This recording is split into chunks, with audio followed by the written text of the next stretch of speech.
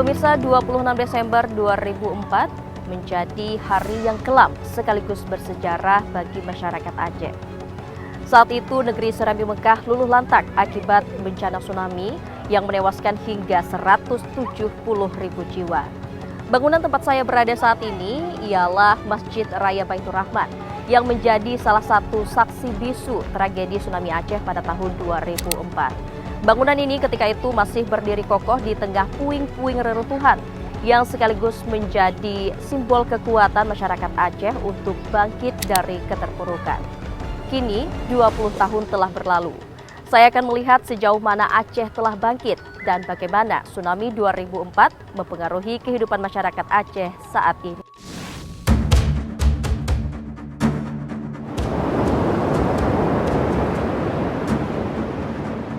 Tragedi gempa bumi dan tsunami 2004 yang mengguncang Samudra Hindia menjadi salah satu bencana terdahsyat dalam sejarah modern. Dengan menelan lebih dari 230.000 korban jiwa di berbagai negara, termasuk Indonesia.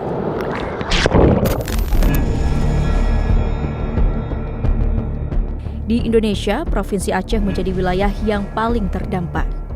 Gempa berkekuatan 9,1 hingga 9,3 magnitudo ini menghancurkan sekitar 800 km garis pantai, memporak-porandakan lebih dari 141.000 rumah dan sejumlah infrastruktur penting. 20 tahun berlalu, duka kehilangan keluarga tercinta masih terlihat jelas di balik raut wajah yang berusaha tegar menjalani kehidupan. Hingga hari ini, sekitar 37.000 orang masih dinyatakan hilang. Saya menemui salah satu penyintas tsunami Aceh, Bedu Saini. Bedu adalah seorang fotografer media lokal Aceh yang mendunia karena fotonya mengenai peristiwa dahsyat ini. Itu di kepala saya itu bahwa kota Banda Aceh hancur. Di saat itu saya motret itu dan belum ada tanda-tanda bahwa itu akan ada tsunami gitu. Tiba-tiba lagi motret itu orang pada berlarian, pada teriak air. Nah waktu itu mungkin lantaran panik, memang luar biasa gempanya. Setelah berlarian orang pada air udah pada naik, di situ baru oh ini arti tsunami.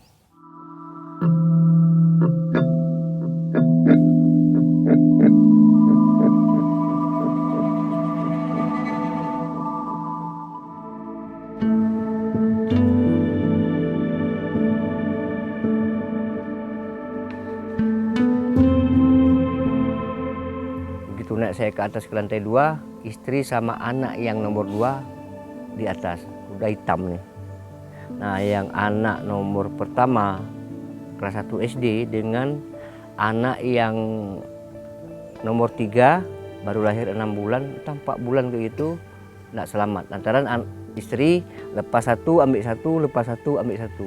Jadi yang selamat mereka berdua, yang nomor 2.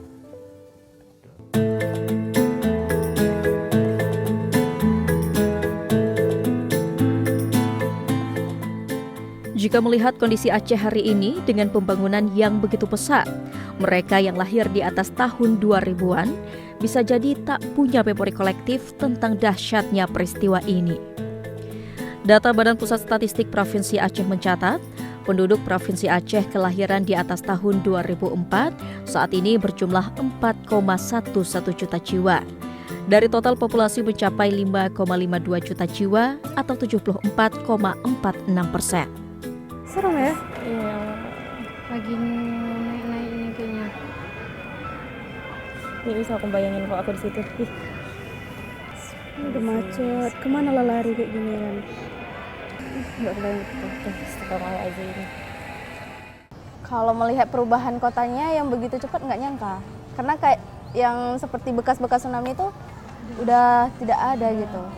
Kalian tahu informasi tsunami itu di Aceh pernah ada tsunami pertama kali itu dari mana? Itu ya itu nonton film yang Hafalan Sholat Delisa. Delisa. Kalian ingat? Ingat. Nah, aku nonton dari situ juga. Dan Kalau aku cerita dari orang tua, kebetulan karena wilayah sama-sama provinsi Aceh, jadi masih merasakan gempa di wilayah sendiri, tanya dari situ.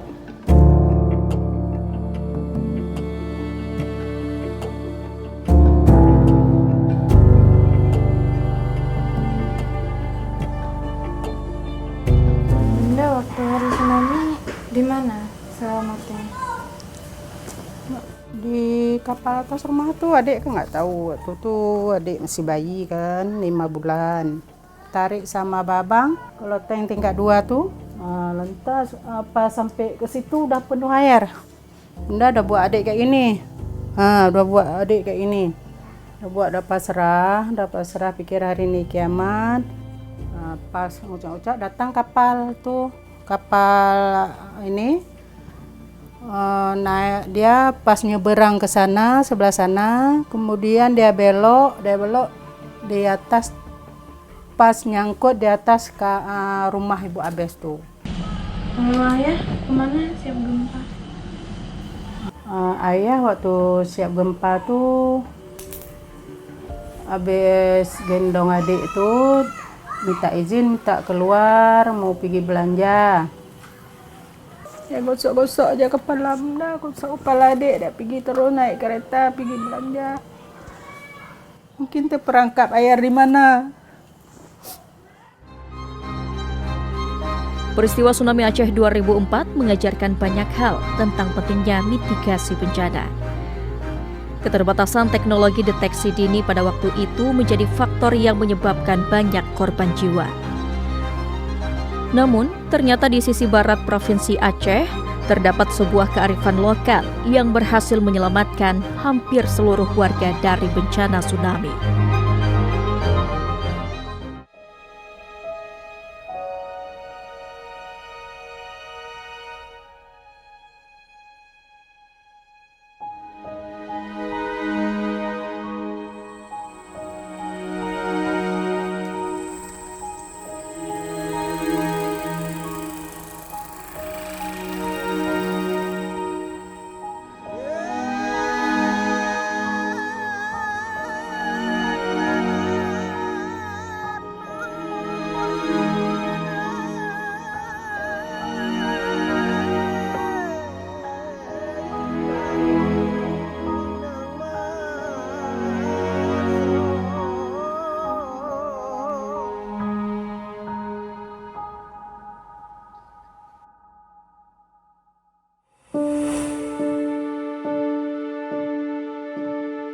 Di sudut lain Provinsi Aceh terdapat sebuah wilayah yang hampir seluruh penduduknya selamat dari bencana tsunami Aceh 2004 berkat sebuah nyanyian yang dikenal dengan sebutan Smong atau tsunami. 7 orang warga Pulau Simelu menjadi korban dalam peristiwa ini dari total 78.000 penduduk Pulau Simelu saat itu. Tradisi lisan untuk lari ke tempat yang lebih tinggi saat air laut surut telah membantu menyelamatkan banyak nyawa pada tahun 2004.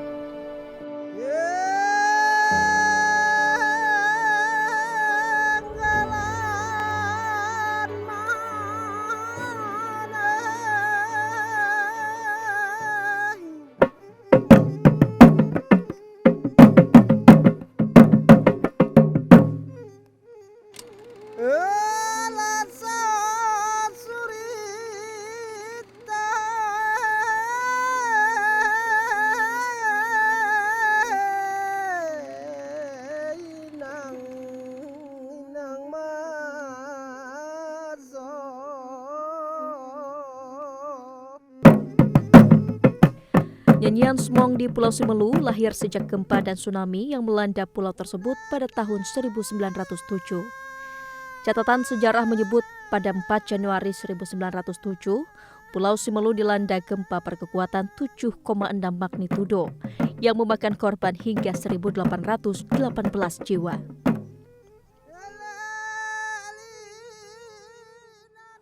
Nama saya Muhammad Rizwan R. Selama ini dikenal sebagai tokoh atau budayawan di Kabupaten Simelu.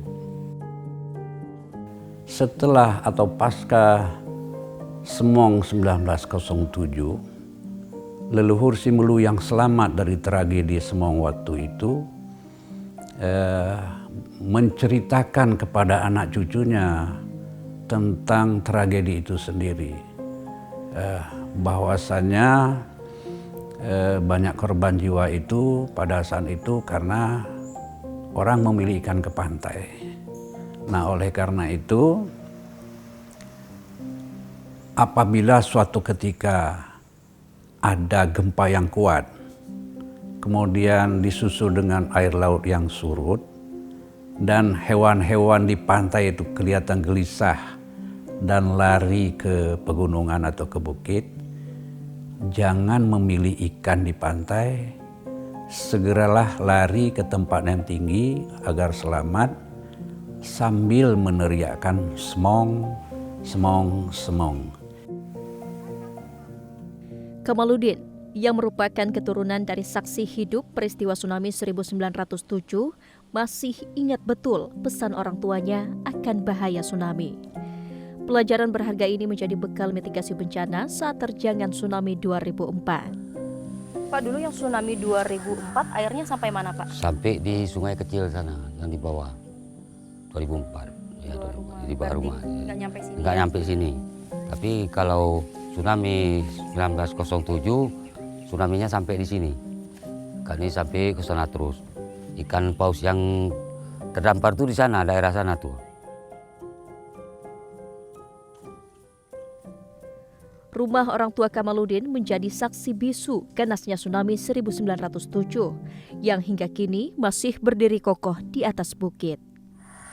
Ini Pak rumahnya Pak? Ya ini. Sisa satu-satunya Pak Pas yang satu ini lagi, lain nggak ada. Yang di Kedai yang daerah sana tuh habis semua. Satu pun nggak ada yang tinggal rumah ini lagi. Jadi dari tsunami 907 itulah orang tua Bapak mengisahkan soal semong ke Bapak ya? Iya, makanya waktu dia masih hidup, sambil duduk-duduk cerita-cerita nanti kalau ada kayak gini, gempanya kekuatannya, gini caranya, itu pasti naik air. Kalian tuh hati-hati harus melarikan diri ke gunung. Ada yang tahu apa itu smog?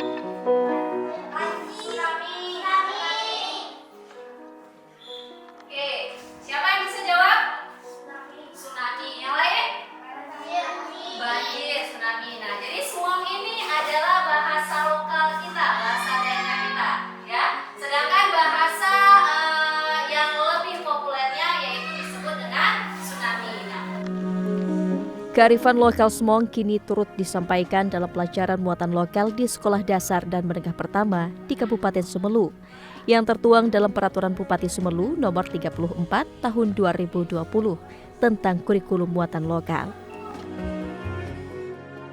Dengan adanya kurikulum lokal, maka pemerintah Kabupaten Semelu sudah melakukan intervensinya melalui buku semong, yaitu di SD dan SMP, sehingga ini menjadi pembelajaran bagi generasi-generasi selanjutnya.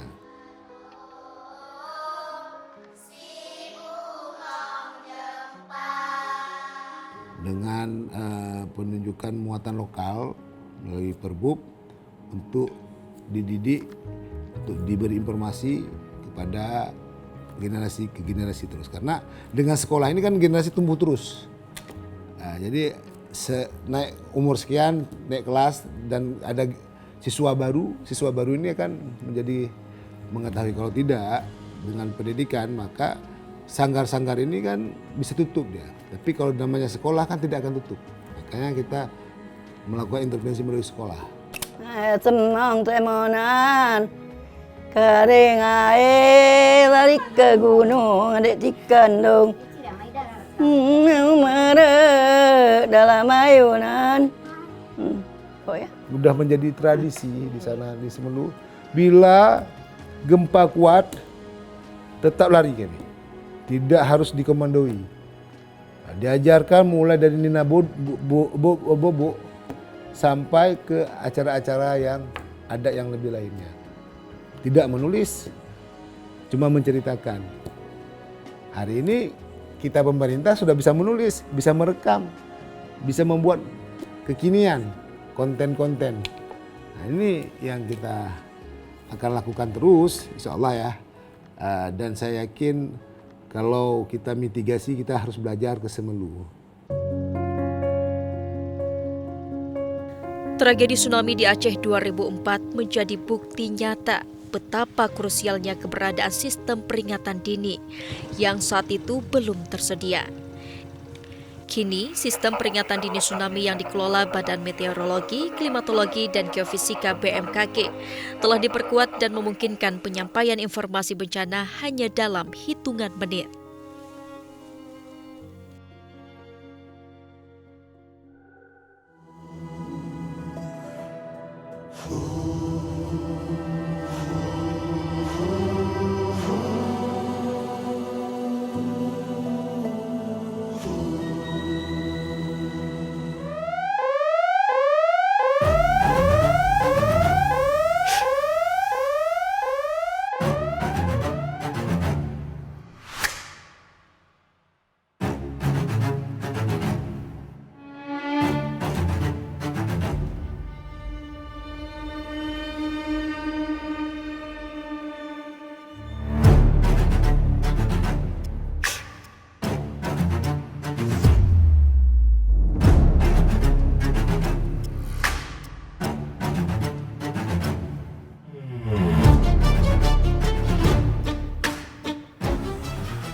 BMKG Matai menjadi stasiun geofisika pertama di Kabupaten Aceh Besar yang menerima informasi gempa bumi dan tsunami akan melanda di Provinsi Aceh. Eridawati yang saat itu merupakan staf BMKG Matai bergegas menuju ke stasiun BMKG untuk memastikan rumor naiknya air ke daratan dan meninggalkan keluarganya di rumah. Nah, itu yang menjadi trauma lah sampai sekarang. Bagaimana kita seorang ibu tuh dengan anak-anaknya, terus kita juga punya tugas untuk kantor seperti itu. Saya meninggalkan anak-anak, kebetulan waktu itu 3 orang anak dan 1 orang ponakan. Ketika saya diantar ke kantor, saya menjalankan tugas semaksimal mungkin waktu itu. Suami saya pulang gitu kan, karena udah tahu tuh kan ada masyarakat datang itu air naik gitu, baru kita ngeh itu anak-anak gimana gitu kan, karena kita juga beberapa meter lah dari bibir pantai gitu kan. Nah kemudian suami saya pulang dan ceritanya saya kan nggak tahu lagi nih komunikasi. Nah, ternyata suami saya tuh saking masyarakat itu membludak ke arah Matai, jadi suami saya sampai jalannya itu ke parit-parit gitu demi ketemu anak, mau jemput anak gitu. Dan ketika sampai di rumah kosong dengan posisi terbuka, jadi anak-anak tidak ada di rumah. Kemudian ya mungkin suami saya mencari-cari, saya juga nggak tahu kenapa nggak balik-balik gitu kan. Keterbatasan alat deteksi dini gempa dan tsunami saat itu turut menjadi kendala diseminasi informasi kepada warga terkait potensi tsunami. Sebagaimana diketahui, saat itu BMKG Matai hanya memiliki seismograf analog. Nah, sehingga kita tidak serta-merta bisa menghasilkan parameter gempa dengan waktu yang cepat gitu. Dengan pengetahuan seadanya, kami hanya bisa menyampaikan gempa ini bersumber di arah barat daya Banda Aceh seperti itu. Dengan informasi itu sambil kami menunggu informasi dari Balai 1 Medan. Bisa jadi mungkin 1 jam mungkin ada, 1 jam lebih, karena kita harus menghubungi Medan dulu gitu untuk mendapatkan parameter yang sebenarnya. Kini, BMKG Aceh Besar telah memperkuat sistem deteksi dini tsunami melalui Indonesia Tsunami Early Warning System atau dikenal dengan sebutan INA-TWS yang mampu mengeluarkan peringatan dini tsunami kurang dari 3 menit. Jadi sistem INA-TWS ini merupakan seperti yang saya sebutkan tadi ada 3 instansi ya yang berkolaborasi dalam, di mana instansi BMKG sebagai leader ya, itu memiliki peralatan tanggung jawab peralatan di bagian seismografnya, peralatan pemantau gempa bumi. Lalu ada BIG, Badan Informasi Geospasial, yang memiliki peralatan pemantau pasang surut atau tide gauge yang berada di pesisir-pesisir zona rawan tsunami. Lalu ada peralatan buoy yang dimiliki oleh BPPT. Nah, ketiga peralatan ini saling terintegrasi. Ketika gempa bumi terjadi, dicatat oleh seismograf BMKG, lalu dianalisa oleh sistem BMKG, sistem INA-TWS, itu akan mengeluarkan sebuah parameter.